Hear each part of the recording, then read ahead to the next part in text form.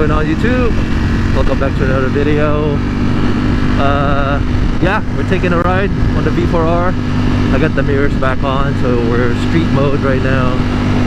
I really didn't want to put it back. It really looked good without it, but I gotta ride the bike. You know, I can't just let it sit there. I don't have my lithium ion charger yet, so that's coming. Yeah, it's from Battery Tender, and I almost used my regular one, and then I read up on it. You're not supposed to use a regular Battery Tender. It has to be specifically a lithium capable charger. So there's that. Anyway, so topic for this video, I don't really know. I'm kind of done with like controversial topics. I just kind of want to record high points. I wasn't really into controversial topics to begin with. It just kind of creates a weird vibe in the channel. And all I'm here for, all I'm doing YouTube for, is to document all the motorcycles I get and the way I use them. Because I switch bikes so often that I actually forget what bike I had like a couple bikes ago. Like I had over 30 motorcycles since I started riding, and it's just, actually, to be honest with you, I don't, wait, yeah, so yeah, over, if it's not 30, it's over 30. I tend to switch bikes every year, but I think since I started doing track riding, I'm slower on it now. Like every other year, or 1.5 years. It's so addicting to try new bikes, you know. I'm probably gonna get a S1000RR still, but like I'm not gonna get rid of my V4R, but I'm probably just gonna add a regular S1000RR, because I like that bike. When I tried it at BMW, the BMW event, and riding it on the street, testing it and all that, I'm sure they updated it and stuff, so I'm still gonna get one someday. I want that bike to be a track bike in conjunction to this V4R, you know. I want it to be, I can, you know, switch around with it. Oh, those bumps are like, you feel it after the suspension tweak. I had my suspension tuned at the track for sag, so right now it's responding much better, but at the same time I feel every single bump on the road. So yeah, possibly on a RSV4 RF maybe, or factory, I don't know, something like that. I still like those bikes. I want them, like, I have a dream collection that I'm thinking about. Like I have a dream bike collection that I want to accomplish, and S1000R Aprilia is in there. Japanese, not really. I used to be a CBR 1000RR fan, but maybe the new one, I'm not really impressed with them lately, so I don't know. I never had a Yamaha. I never had a Yamaha motorcycle. Always wanted an R1. I could never seem to get one, or R6. Yeah, so maybe someday, I don't know.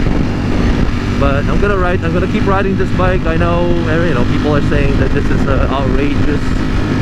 You know, it's so funny, right? Here I am, actually riding a track bike on the track, learning on it, and people will still comment about it. That's how crazy YouTube is. That's why I don't take it personally. I don't really take it seriously, because everyone will always disagree with you, you know? Like, whatever you do, people with bikes like this just do drags with them, you know? Like, you know what I'm talking about. But I'm actually the one taking the bike to corners and learning it, and actually trying to get better riding it. But you still get you still get critics out there, you know, the street Rossies. It is what it is. It's part of the ego, you know. It's an egocentric sport. And I don't think you can escape something. I don't think you can escape it. It's just how it is. I mean, I'll buy whatever I want to buy. If I want to buy a Desmo Sedici and track that thing, and I'm slow, but I came out whole. I don't mind. That's still pretty damn cool. I actually, on that note, I almost got a Desmos Adichie D16RR 2008. I almost got one for from the dealership I bought my Jeep from. They got one on trade. Before I got this bike, I almost thought about getting one, but I always wanted the V4 because I know that D16RR, the technology is ancient compared to this bike, of course. They're both V4s, but that one has no technology. I don't feel safe riding that powerful bike with no technology. I'm just not skilled like that, and I know that, so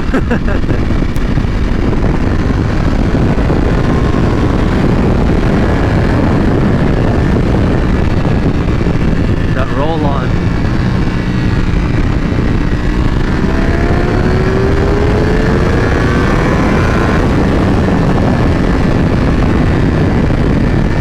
Oh my god.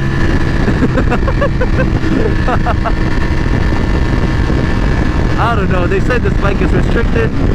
That's fast enough for me, man. I don't know.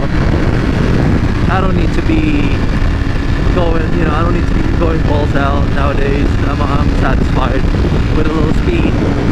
I can live with it, and it's a nice looking bike. You buy motorcycles mainly, you know, not just because of performance, also the looks. You think the S1000RR is a pretty bike? Hell no. The first S1000RR, everyone was like, what the fuck is that headlight design? I bought my 2014 S1000RR. That was like, you know, it was the pinnacle of motorcycling. It's just, they were the best out there, and you know, I still feel like they're right there. Just Ducati this time, for me personally, Ducati beat them this time. It's just the way they made this bike is just awesome. It's too awesome to go back to S1000R right now. So now, since I get the V4, I'm gonna add the S1000R.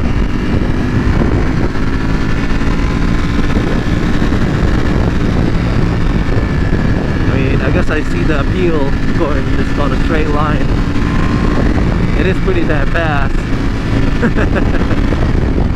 But I like the feeling when you're turning, you know. I like that carving feel, like you're on a sweep.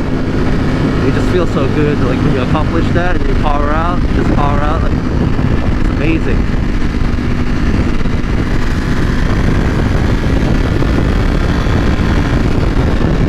Yeah, when you're going fast, it's not really hot when you're going fast. So you just have to ride fast so you don't feel the heat.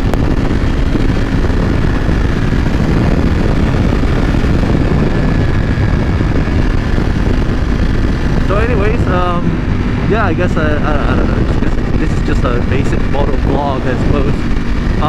But I guess you guys kind of figured out what I was thinking in terms of future. I am still waiting on final updates on what the S1000RR is going to be, if they actually fix all these issues. I still really want one, you know. I love BMW, I love the motorcycles. I feel like I betrayed them getting a Ducati. But I had Ducatis in the past. It's just that, you know, since owning 3 S1000RRs, I feel really passionate about them. Like, I feel like when I'm driving the Ferrari, I don't feel like it's me. It's nice, I'm not gonna lie, it's nice, but I don't feel like it's me, you know. I'm more of a common. I like the common. I can live like a little bit below that, you know. BMW is more of a commoner, not an exotic, but it's pretty nice. It's pretty nice. I'm okay with that. And my personality fits that. That's okay. Because every time I drive that Ferrari, I just I'm very antsy with it, you know. I feel weird, and people do look at you, you know, and I'm not really into that. I'm not really an attention hog, you know. I'm pretty introverted. That's just, you know, yeah, that's exactly why you buy a bright red motorcycle, you know. I don't know, man. It's just one of those things. You can't, I'm a sucker for it. Sucker for nice things.